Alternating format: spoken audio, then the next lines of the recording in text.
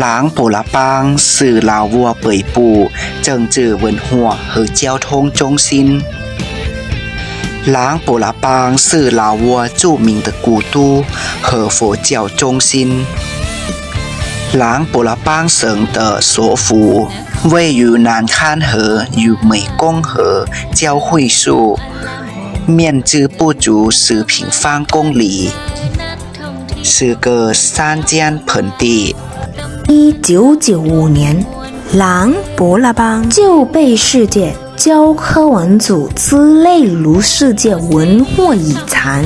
朗布拉邦是老挝最早开放的旅游城市，连续15年被英语旅游杂志评为最佳旅游目的地之一。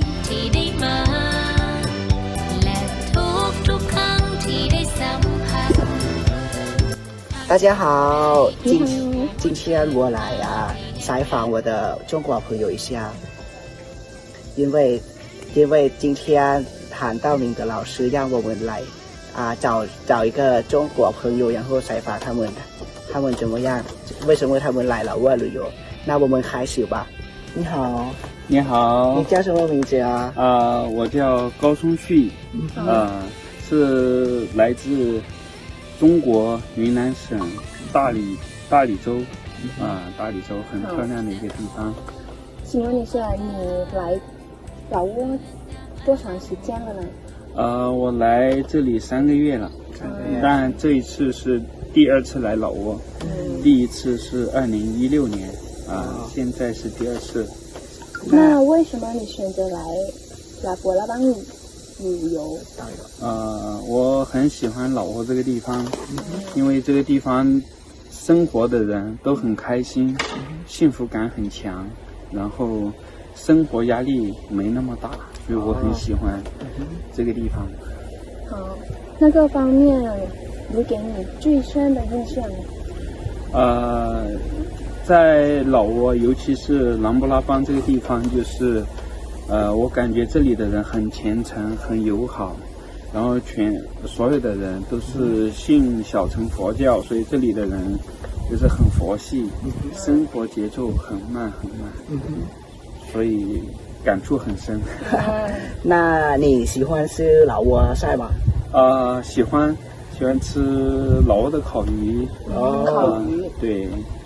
最后一个问题了，如果老挝人想去中国旅游，你会推荐给他们一下吗？